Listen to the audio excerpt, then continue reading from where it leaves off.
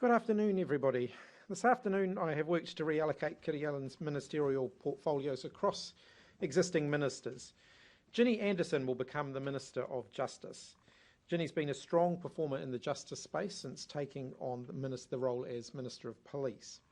Aligning the justice and police portfolios will be important in the coming weeks as we look to progress the legislation that we announced last week around RAM raids to ensure that young offenders face more accountability for their crimes.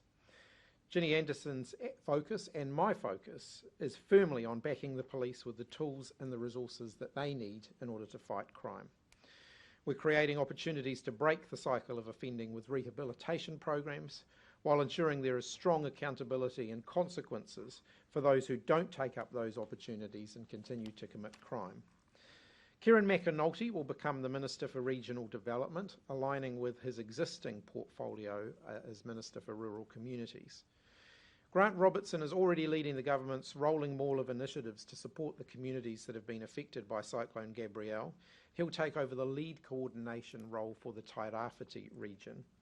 There'll be further support for local infrastructure in those areas announced later this week. At his request, David Parker will pass on the revenue portfolio to Barbara Edmonds to free him up to focus on the transport role that he has recently taken up.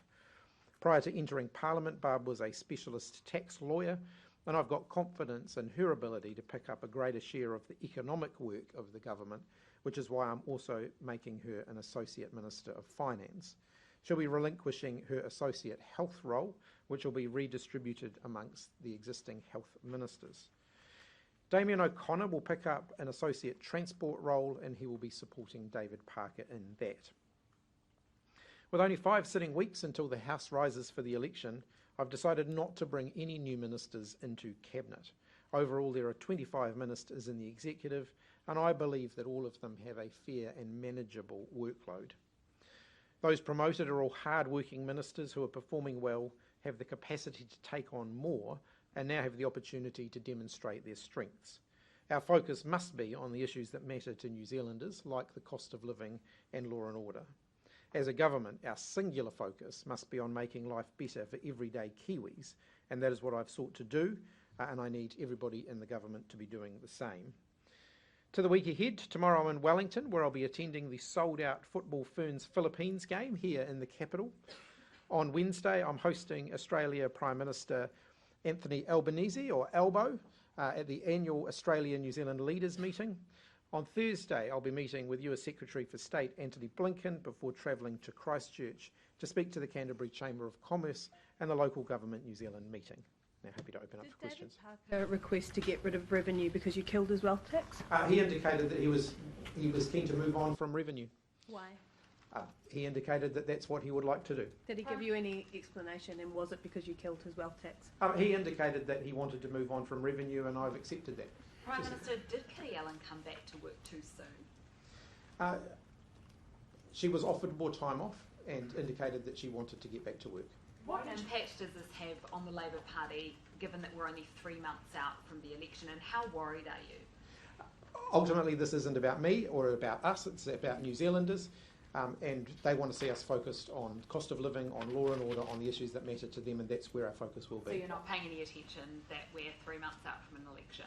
Of course, politics matters, but actually I think what New Zealanders want to see the government focused on are the issues that are important to them. Why did you just take her word that she was okay with it? Wouldn't it have been, in hindsight, better to get the advice of a clinician or have her sit down with someone and have that assessment be provided to you before you made a decision? I made sure that she had got support, that she had been seeing a counsellor. She came to meet with me. She indicated that she wanted to come back to work. I did not compel her to stay away from work. Do you believe that... Isn't it a bit irresponsible to not have a professional look into the situation before you put her back? It's not a normal job, obviously you know this. Isn't it a bit irresponsible not to have somebody of a professional stand and look at this? I think the Minister herself indicated that she wanted to come back to work. I'm not in a position to compel her to do otherwise. Do you believe that Labour has a chance of winning this year's election now? Yes. Why? Because we're just getting started with the campaign, and there's a lot more that we have to offer in the forthcoming campaign, and I'm looking forward to the opportunity to set that out. How can you show the public that you've got it together? Well, just watch me. Prime Minister, can I ask Listeners another? might be thinking, well, today is the day that you lost the election campaign. That's very premature. The campaign hasn't even started yet. Prime Minister, Would you be thinking, wondering as well, how there are so many red flags with this minister, from the RNZ comments through to the allegations around shouting and management in her office, to even the last time you put her on leave, to resisting going on leave and saying that wasn't for mental health reasons. There are a lot of red flags in this process. So how did she continue to be brought back? Kiri Allan was very well supported through all of those things. Now, I do want to be clear that the issues around concerns around her ministerial conduct, previous issues around her ministerial conduct were unrelated to her mental health, and she has been very clear about that and does not want those two issues to be conflated. They were, as I've indicated before, dealt with at the time, and there were no new issues that were raised in terms of further complaints for me to do anything further with. Having said all of that, mental health is a very difficult area, and I think the experiences of the last few weeks clearly demonstrate that. So how did you expect Kiri Allan to walk back into this place, which we all know is pressurised and is brutal, and to deal with her mental health issues alongside the pressure of being a minister? As I've indicated, Kiri was being very well supported. She had some very good support from colleagues. We had arranged professional support for her, and one of the conditions of her coming back to work was that she would continue with that professional support and that she would also be receiving coaching. So that was a condition that was placed on her coming back to work. Well, clearly there were some further issues. Prime Minister, have you spoken to Jessica. her local role? She is still the MP for East Coast. Will she stay on in that role? I know that you said you were going to rethink about that, but is that appropriate given the stress she's under? That's a discussion that's yet to be had. I didn't have the opportunity to have that discussion with her this morning. But given that we're less than 3 months, it won't prompt a by-election, do you think... Clearly it's something that we want to be getting a decision on fairly quickly. So have you spoken to Kiri since this morning? Not since this morning, no. Do you have any other concerns in between giving her the all clear to come back to work and the events of last night? No, actually, I had a conversation with her on Sunday morning via messages about issues that she was working on in the justice space. She was very engaged in her work, which was consistent with what we saw from her last week. Do you see these questions that go to the heart of your political judgment to bring her back? Do you see these as fair game, or is it a bit unedifying, less than 24 hours after a pretty serious incident with somebody that, has mental health issues? I like to think right the way through this that I have handled the situation fairly, with compassion and with respect. I don't believe that mental health should disqualify someone from employment, and it shouldn't disqualify someone from employment in this building, and it has not done in the past. I think what is important is that people are supported. I believe that Kiri has been supported here, and wherever she has needed time off, we have given her time off. I've given her time off. In fact, I encouraged her to take more time. Ultimately, people can make politics of this, which appears to be what they are doing. I think they should think about the message that sends to other people in New Zealand who are struggling with their mental health. If the message is that someone who confesses or reveals that they're struggling with mental health should be immediately sacked, I think that's going to make the problem worse rather than better. Who's making politics of this, sorry, just to be clear? Well, the people who are suggesting that she shouldn't have still been in the job. Is there a way to manage that more thoughtfully in retrospect in terms of allowing her the space and to work through those mental health issues without the pressure of this place? As I've indicated, Kiri was very passionate about coming back to work, and actually people who are working through these issues, in some cases that's actually a significant step in their recovery, is to re-engage with the positive things in their life, and for Kiri, being at work was a very positive part of her life. She had been receiving support. She was in a much better space. Had I been able to foresee this, of course, there would have been more things that we might have been able to do. I don't have a crystal ball any more than anyone else does. Were you referring to... would have done differently?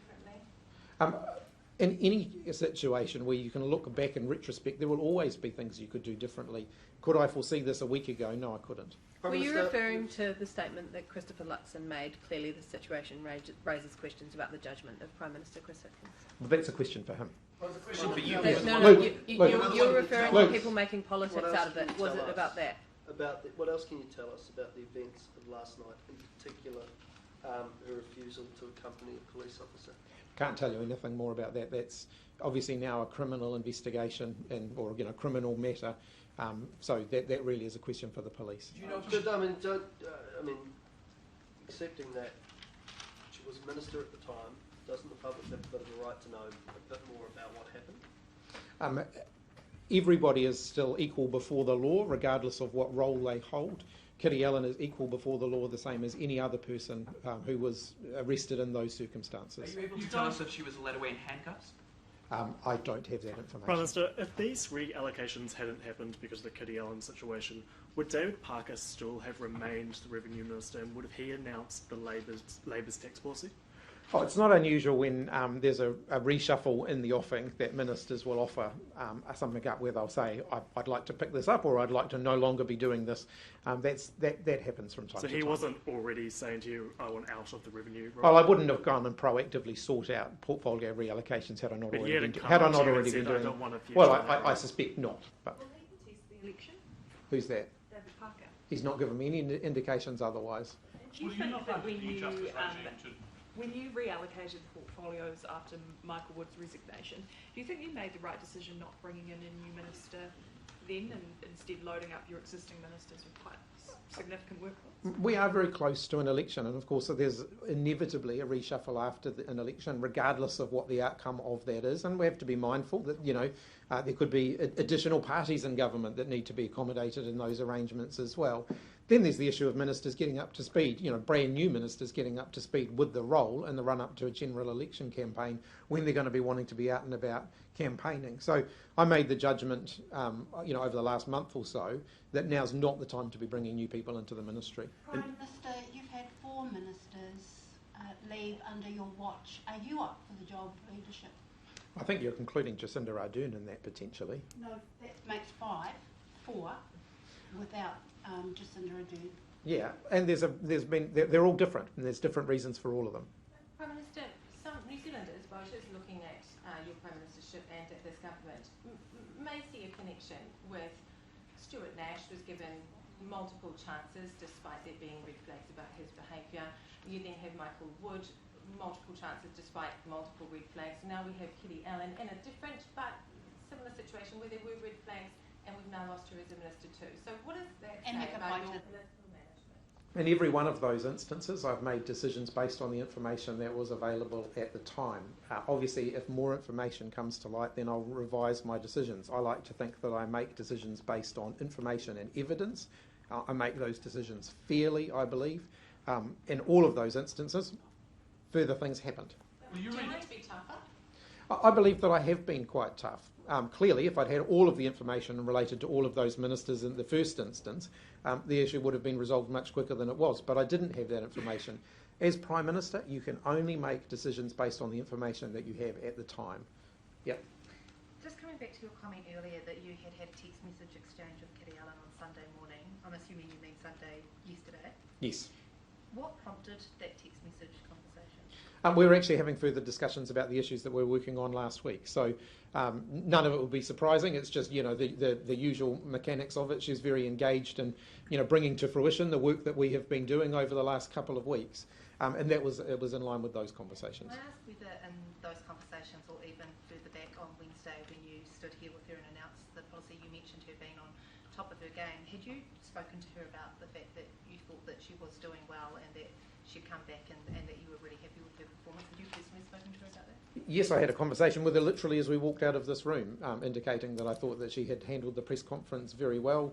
She had handled question time in Parliament very well, and had been very engaged in all of the internal conversations that we had been having around those issues. And so when you had that text message conversation yesterday, there was no hint at all that anything was up or you weren't concerned? No, my understanding is that there were further developments in her life outside of work later that day. Do you want to relook at the reduction in prison population target that Labour set in line for the rest of the Look, do I want fewer people in prison? Yes, of course. I want fewer people committing crime in the first place. But Labour's target, Labour's policy is unchanged in relation to recent events? If you look at the areas where the biggest reductions have been, and I know that this is being contested by others, but it is in areas like traffic offences and so on.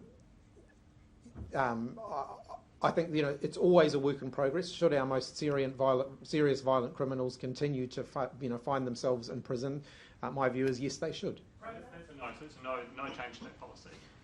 We always keep everything under review. Prime Minister. Last week you concentrated on law and order. Obviously, putting aside the events that have happened last night and this morning, did you have a focus and a plan of anything that you were wanting to talk about solely this week? We've got a few more things coming up over the next few days, as I've indicated before. We've got Prime Minister Albanese here, and there's going to be, the trans-Tasman relationship's clearly going to be a focus for the week. We've got the Secretary of State from the US here, and I'm sure that there'll be a tone of that.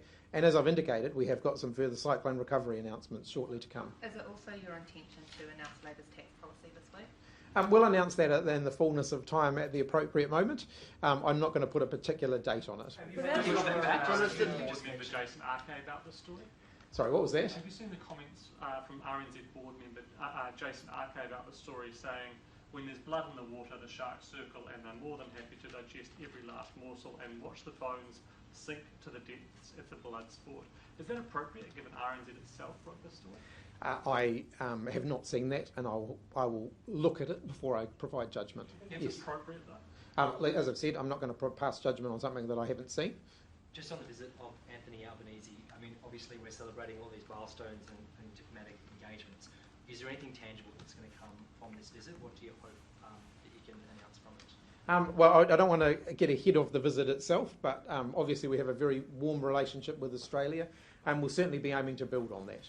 Prime Minister. There's traditionally been a separation between justice and police portfolios. In fact, it's very unusual for one minister to hold both of them. I was wondering if you could walk us through the rationale behind giving both weighty justice portfolios to one minister, and if you're worried about the imbalance that might create. No, it has happened before. Annette King held both roles in the Clark government, both Minister of Police and Minister of Justice. There are a few areas of conflict. They're relatively small areas, and they're handled by way of delegation. So an Associate Minister of Justice will pick up those areas where the portfolio potentially has a conflict with the police portfolio. I'm happy to. I can provide a list of those. It's not a big list. There's a small. Associate Justice Minister now? Deborah Russell, in this case, will pick up any areas where there's a conflict between the two portfolios. Does this show, though, you're running out of people? No, it doesn't at all. It shows that actually there's a logic in bringing the portfolio together, given the issues that we're dealing with at the moment, where there is a clear interface between the work that Justice are doing in the policy space and the implementation that the police are doing in the operational space.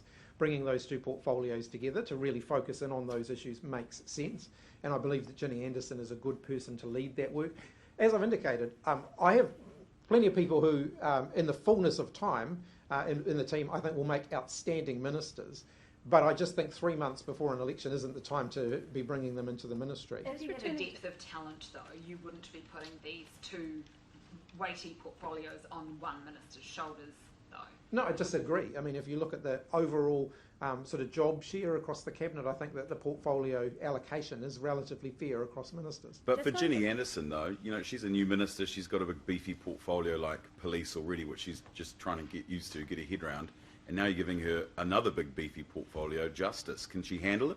I think she's well and truly demonstrated in her time as Minister of Police that she's got her head around the portfolio. Just going back to what you were saying before about something further happening personally with Kiri, without wanting to breach any privacy or go into too many personal details, did you have a conversation with her about that? I don't know the details of that. I know that she's had other things going on and that there were other things. I don't really know the details of that, so you can't really add more. Prime Minister, for you personally, has this been one of the hardest days of your premiership?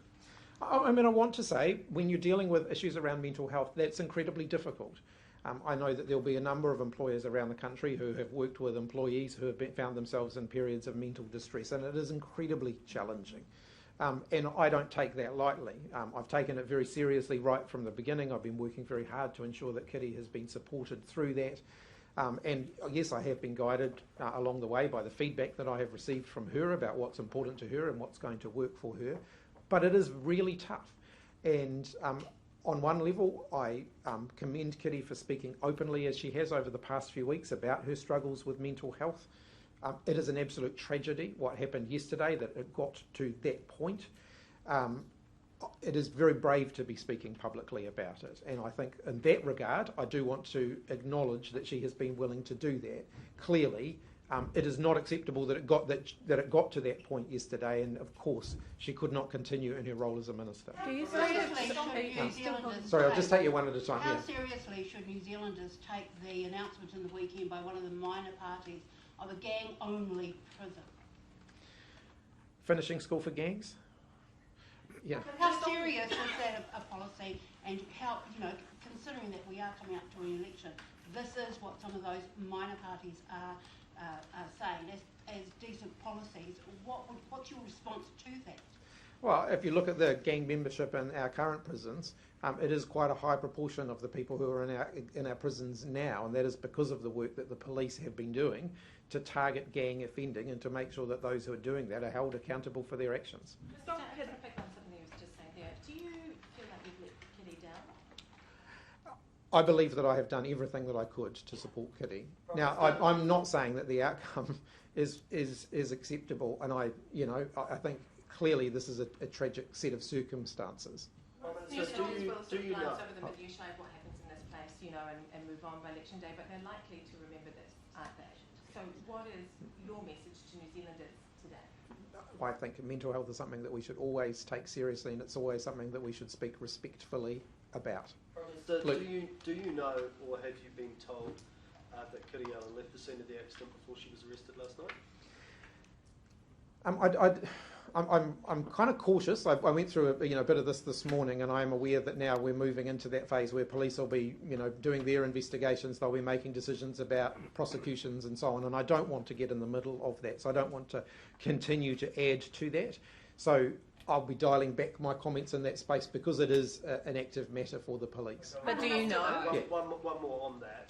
Do you know if she went to the hospital before she went to the police station? I'm not aware of that. Do you know whether she currently still a member of Parliament? She's still a Labour MP. There's a really high degree of public interest in this. She represents the people of New Zealand. So isn't it important that a detail like if she walked away from police as Justice Minister, isn't that crucial? Ultimately, it's a matter for the police. If the police are going to take a prosecution, for example, it would be utterly inappropriate of me as Prime Minister or any minister or any member of Parliament to get in between that. The last minister that did that got removed from his role. Do you know? What was that? Do you know if she left the scene? As I said this morning, I guess the information about that hasn't been completely clear to me. So that really is a matter for the police. So just to be clear, you are not aware right now whether or not she walked away from that scene? I certainly can't say for certain what happened last night. Just on her future in politics, you said that a decision would need to be made regarding her future quite quickly. Is there a time by which that decision needs to be made? Well, nomination day. And is that something that you'll be talking to her about? Would you? Yes. Yeah.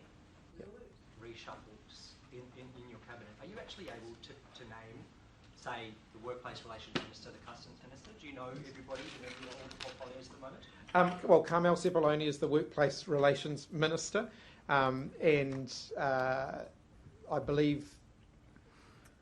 I'd have to check customs minister. Actually, it's not a portfolio that papers have come up from in the last few weeks. What does that say about the current state of the government? It says that everybody's working hard. Does it not say that you've had to reshuffle so many times that you've lost track? No, it does indicate that there's a lot of portfolios.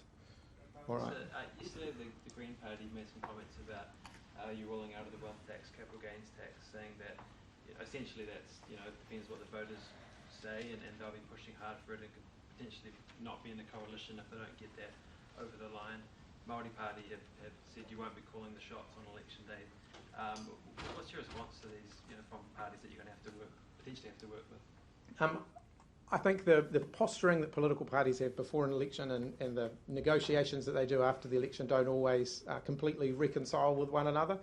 Obviously, there's an election campaign, and it's up to voters to vote for the parties whose policies they most strongly support. Do you still have quite serious concern for Kiri's well-being at the moment? She has people supporting her at the moment. When Right, did you thanks. have time to get a haircut between this morning's press conference and now? It was actually booked in to do before this morning's press conference, and it got delayed a little bit. Thanks, everybody.